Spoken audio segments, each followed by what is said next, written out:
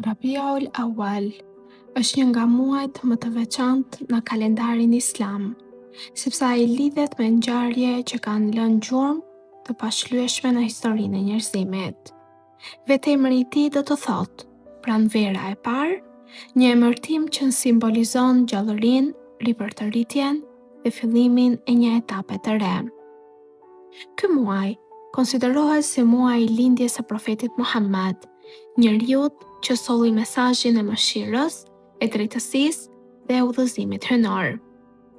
Një fakt shumë interesant është se shumë dietar e kanë përshkruar muajin Rabiul Awwal si muajin e shpresës.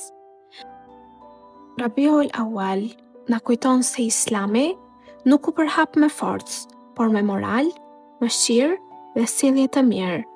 Profeti Muhammed i ftoi zemrat e njerëzve me drejtësi, sinqeritet dhe dëmshuri, dhe kjo është arsyeja pse e përshkroi atë Allahu në Kur'an dhe me të vërtetë ti je në një shkallë të lartë morali. Rabiul Awwal në të vërtetë është një thirrje për të rikthyer vlerave të vërteta islame.